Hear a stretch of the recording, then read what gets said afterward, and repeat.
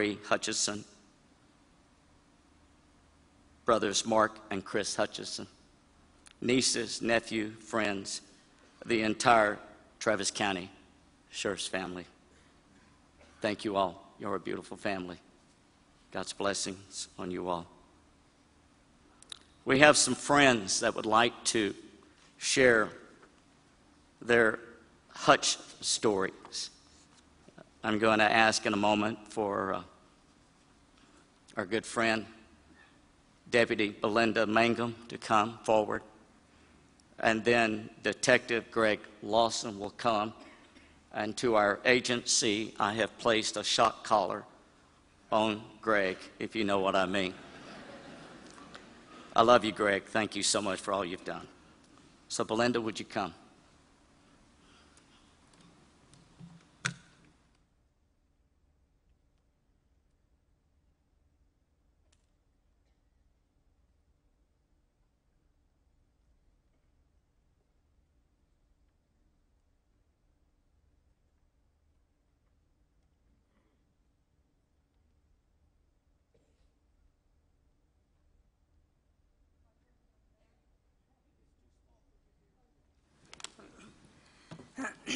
So, Tommy, it's funny that you mentioned Arnold because I introduced Craig to my son this past year, Caleb, and he's 15, a football player, and I warned him that when you meet him, you need to look him in the eye, you need to shake him with a firm hand.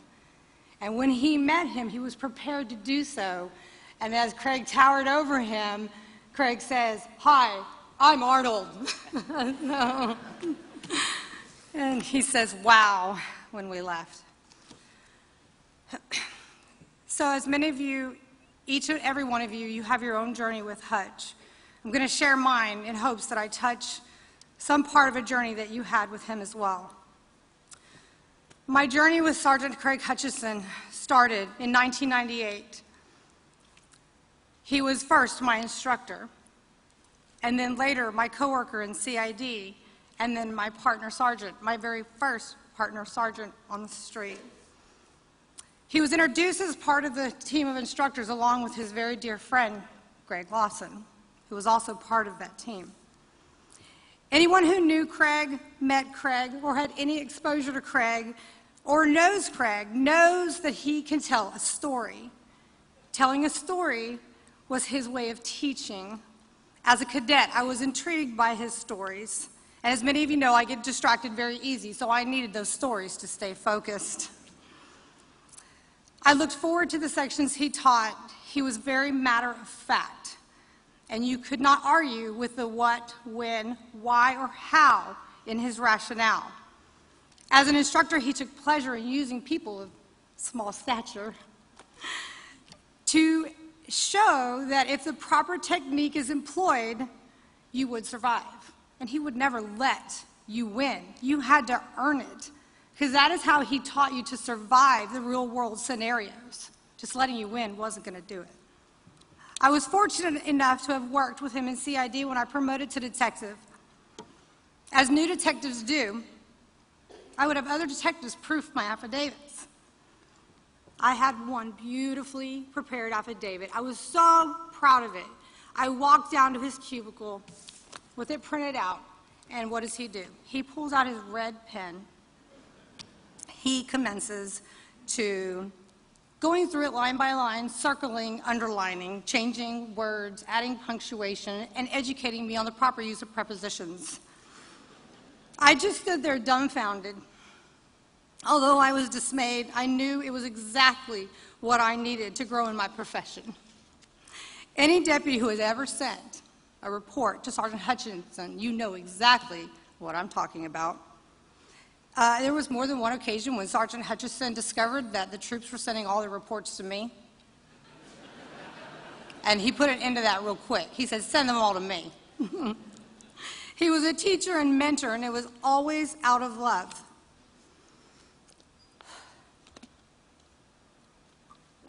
On numerous occasions, in CID, I could ask a question only to turn and find him standing at the entrance to my cubicle, and I knew I was about to be hutched.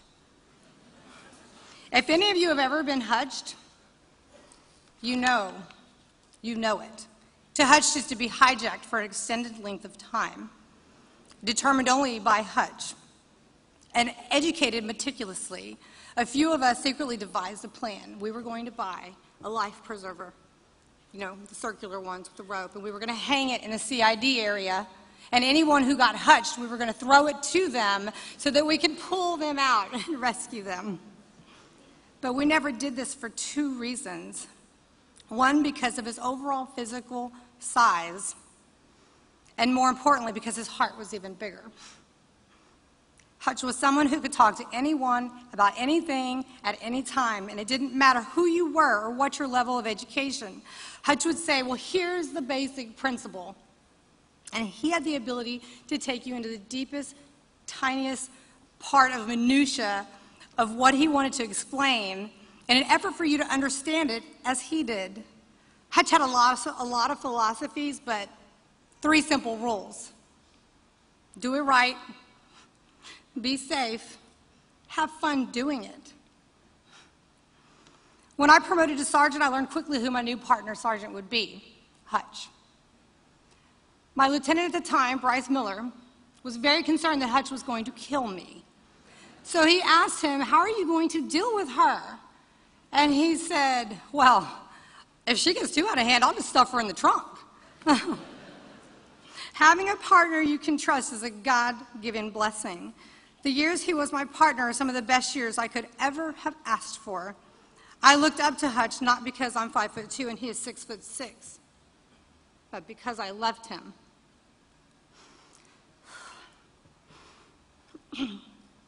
I've heard I was a mother hen to troops. Well, then I guess that makes him the daddy rooster. He did not like sergeant shopping, and he said it was very important that we were both on the same page. He took care of his deputies, always. It was no secret that Hutch was extremely intelligent with an IQ in the range of 146. Hutch was one that knew something about everything, even down to where a word was originated from. There was a day that I was looking on the back of a piece of gum, and I looked at a word, and I said it to him, and for this speech, I wanted to say it to you. Not going to work. Not after the 100 times that I tried to rehearse it. He described it to me in detail and knew everything about it, and it was something I could have lived my whole life without knowing. But this is just one example of the vast intellect that Hutch possessed. He was able to inform you of such things in a manner so that you felt more educated instead of just ignorant. I used to joke with him that if Hutched enough times, I could have gotten my degree from the Hutch University. So law enforcement has PIN codes for calls of service. Hutch had his very own, off the book, PIN codes. 9512, BS other. 9513, lost FTO. 9514, posh, pissed off Sergeant Hutchison. 9515, TASU, typical Austin screw-up. 9516, stripper drama, we all know it when we see it. Hutch's love for people extended to those he protected in the community. He was a huge proponent of the Broken Window Project, and for those deputies that worked with him, you know what I'm talking about. No problem was too small to be addressed, and the addressing of these problems allowed the community to take pride and ownership back, and in turn, allowed a greater communication and trust with law enforcement. In the many conversations I had with Hutch, not a day would go by that he didn't talk about his family. His family was his life. During the time on the street as his partner, I developed a unique bond and relationship with his wife, Vicki. Hutch called me from Vicki's phone, and at some point I saved it under my contacts. So Vicki's name in my phone was under Craig Hutchison. So on your contacts, on your iPhone, it might be 11, 12, 1, or 9.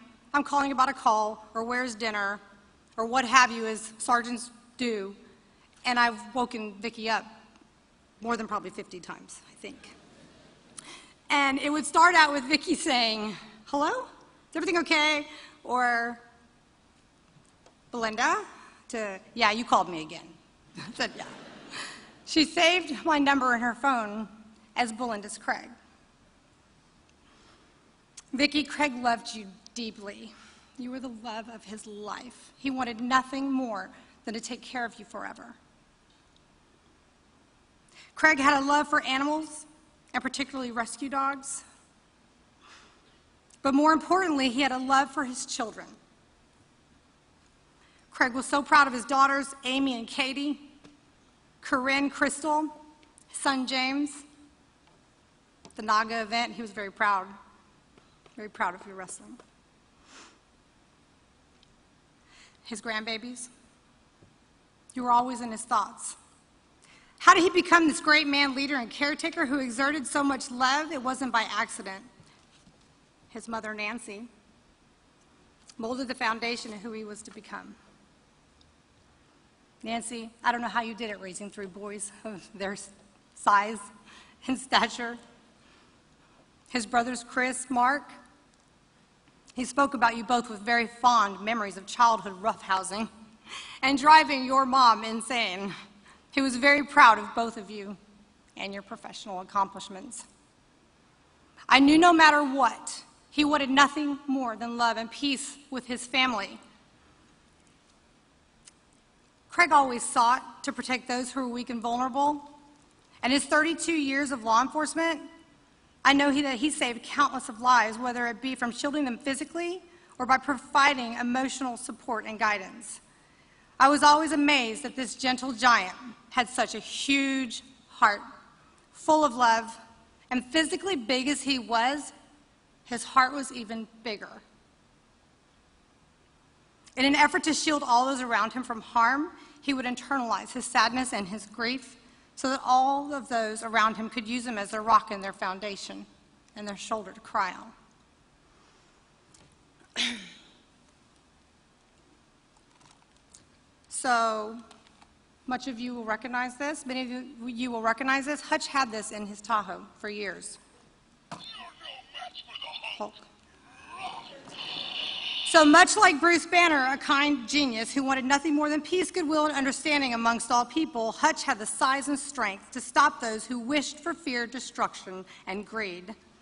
Also, much like Bruce Banner, Hutch realized that his strength and size was only a small part of affecting the change in people that should not only be used when persons refuse, that should only be used when persons refuse to listen to reason. When these people would refuse to listen to reason, out would come the Hulk.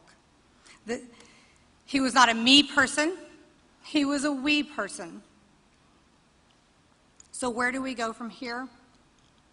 All he ever wanted was for us to sit and listen to one another, to share our wisdom.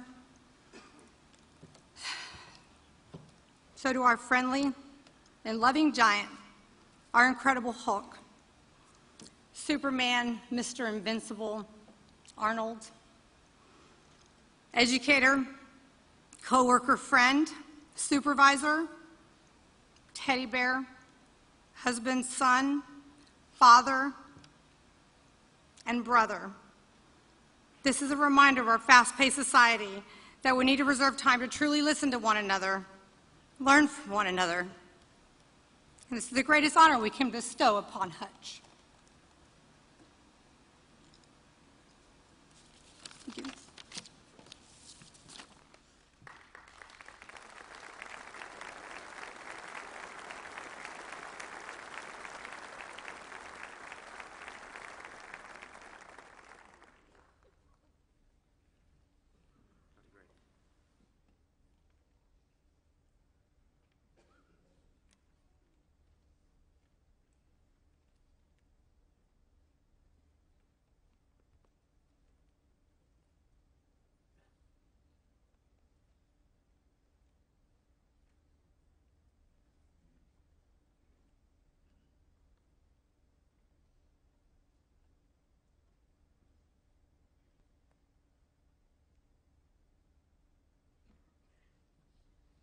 No collar.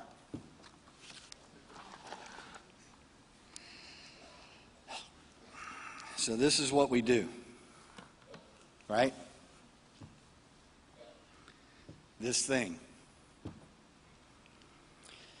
Attorney Jason Nasur told me one time that if you can expect it, you can deal with it.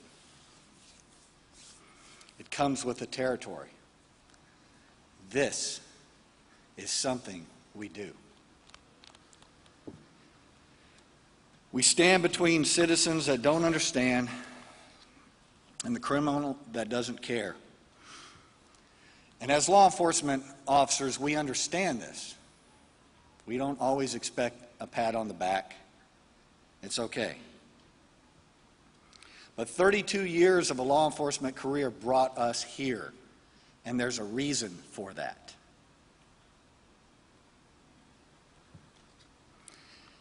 At 2:30, that call that I received from Krennic, who I appreciate, was something that I did not expect. And how do you summarize a friendship of 30 years in a 15-minute time frame? The only thing I can say is Dwayne Bailey, Margot Frazier, Dan Richards, Greg Hamilton allowed us to have fun. And we did. In that 30 years, as many times I probably disappointed my friend, he never disappointed me. He hutched me a few times, but he never disappointed me. And I'm not going to do that to him either. He understood that when you evaluate a person or a thing, you use more than one point on a graph.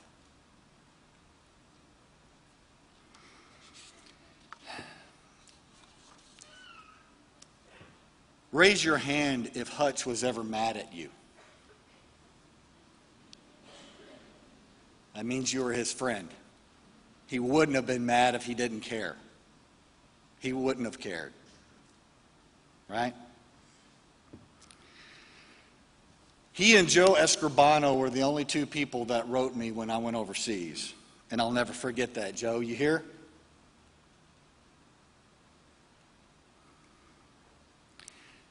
I know there's a lot better men in this room that should be up here probably talking about what he did and the things that they did with him, times that they shared blood and spit and gravel. Talked to a lot of people in the last few days that all said, you know, he was one of ours. Patrol, he was one of ours. Motors, he was one of ours. Training, CID, but I have to tell Nancy something. Your son, he peed on my shoe. He did this with intent, malicious forethought, and he never apologized. Tommy's freaking out over here.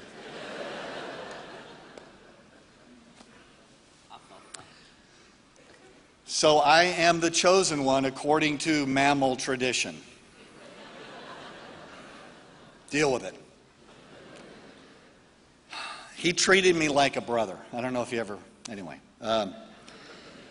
Not a, hey, brother. How you doing, brother? What's going on, brother?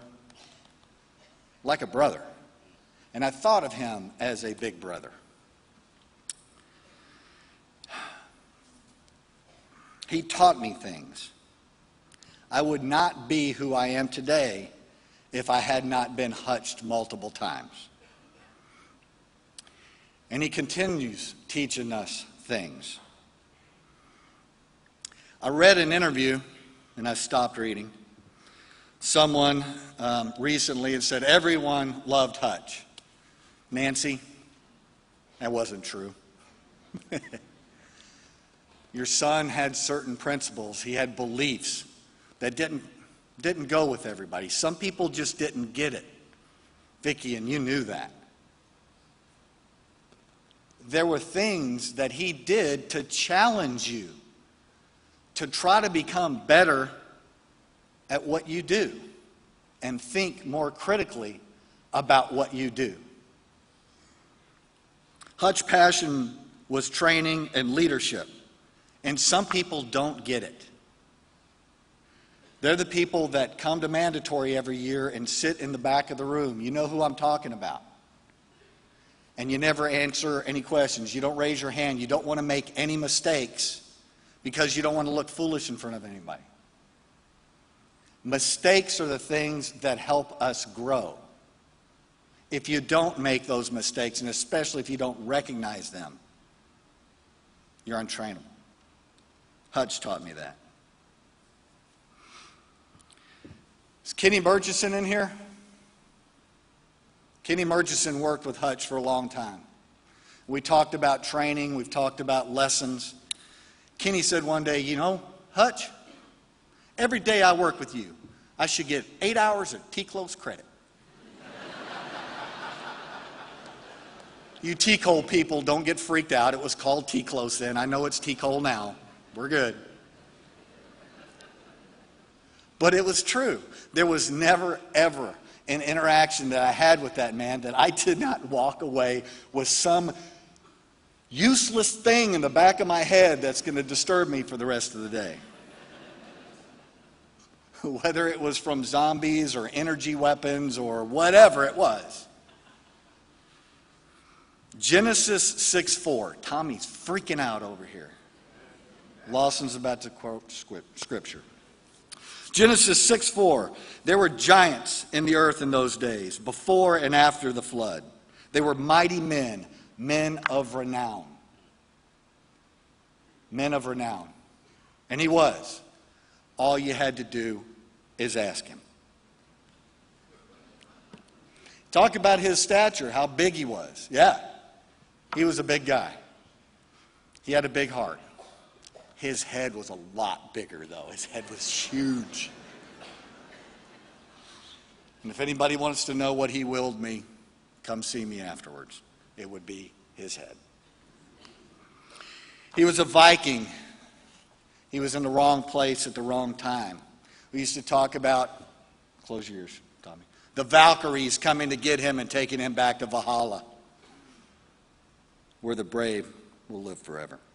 He was the closest person I ever knew to John Wayne, and I'm not talking about the cliche John Wayne. I'm not talking about the Alamo John Wayne. I'm talking about the Rooster Cogburn John Wayne. That's what I'm talking about. He would step up and do what had to be done and move on.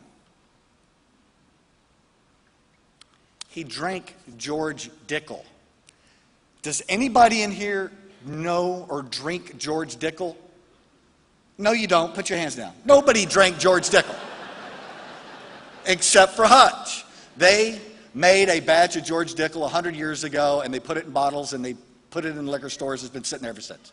And he, that might not necessarily be true, but he is the only man I've ever known that drank George Dickel.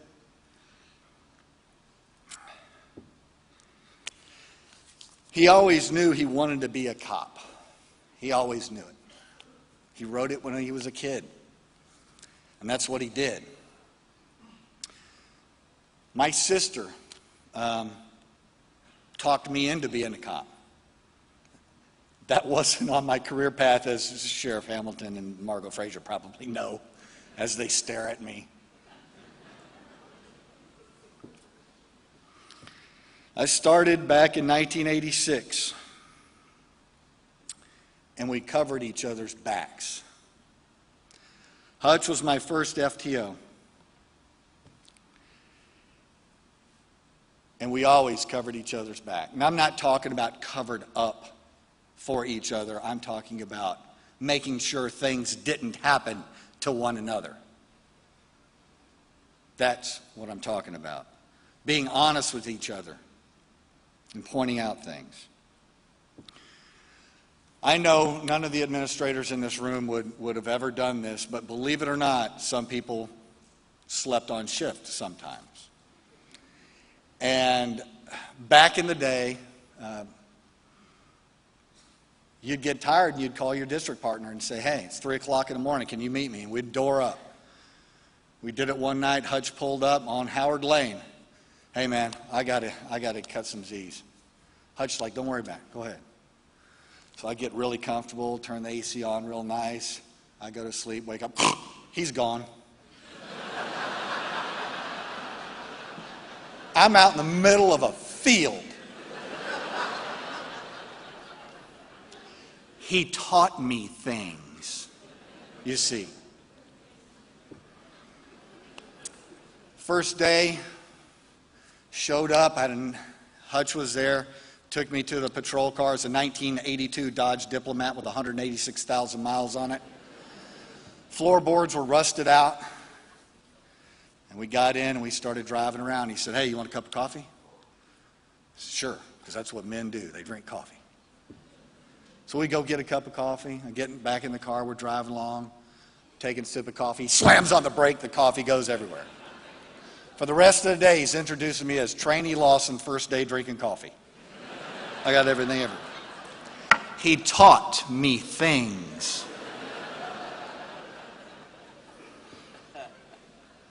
I was hungry, and he took me to Whataburger. Yes, he did.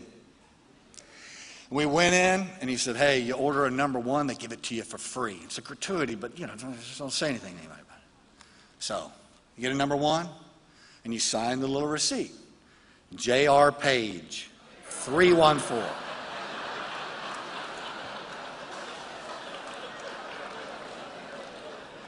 Chief Page, you out there? Oh, yeah. Wondering why you're gaining all that weight?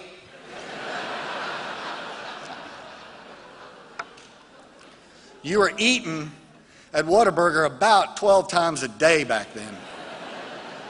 And if I have any faith at all in my fellow cops, I know that in the next week you're going to gain 400 pounds. J.R. Page, 314.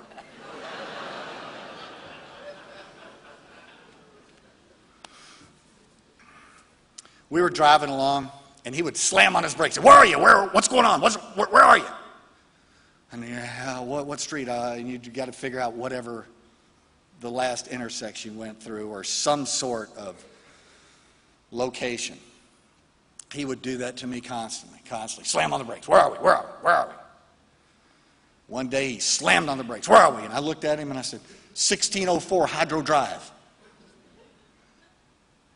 And he got this pride in his face. He knew that he had taught me and that I could rely on that, and that was going to help me one day.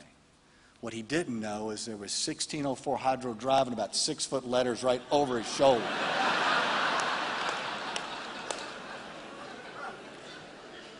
I never told him that. He was a brother. You say you got friends. Friends do things to you, right? We worked at the academy. One day, it's about 4:55, and he said, "Hey, I need to move a bunch of books out of the closet into classroom 3. Can you help me?" "Sure." So I go in there. He goes, "They're all the way in the back. They're the blue cover." So I go in the closet, go in the back. The closet door closes. It locks. Yeah, it's funny, right? It's good times, good times. We like that stuff. A friend does that and laughs and, touch you to listen, and then, okay, 5 minutes, 10 minutes later, he lets you out. He locked the door, locked the classroom door, turned off the light, turned off the hallway light, locked the offices up, locked the academy up, and left. At the time, they thought J.R. Page was running a real tight ship down there. I had to whittle my way through the ceiling of classroom 1, get into the attic, go all the way down to classroom 4 where the safes were, because I knew I could get the ceiling tiles out and actually get down onto a safe instead of actually falling all the way down. So anyway, I got home about 8 o'clock. There's still a hole there if anybody wants to call maintenance. So that's kind of what we did. We had a lot of fun. Hutch taught me how to drink and how to sleep, how to eat. He taught me how to hunt.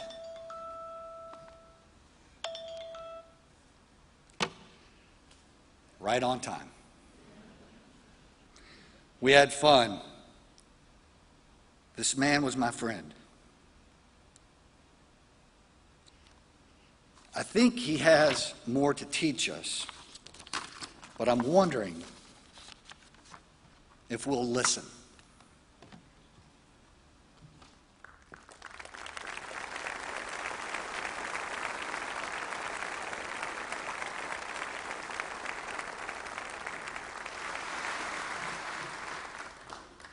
Now, Miss Jana Horn is going to come and lead us in a song. One of, surprisingly, recently, Vicki learned was one of his songs of tribute to her, Miss Jana Horn.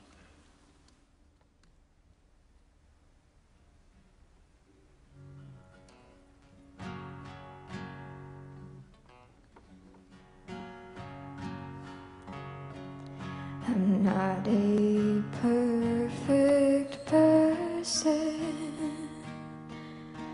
There's many things I wish I didn't do, but I continue learning. I never meant to do those things to you. And so I have to say before I go that I just want you to know I found a reason for me to change who I used to be. A reason for all that I do, and the reason is you. I'm sorry that I hurt you. It's something I must live with every day. And all the pain I put you through, I wish that I could take it all away and be the one that catches all your tears. That's why I need you to hear I found a reason for me to change who I used to be. A reason for all that I do, and the reason is you. I'm not a perfect person, and so I have to say before I go that I just want you to know I found a reason for me to change who I used to be. A reason for all that I do, and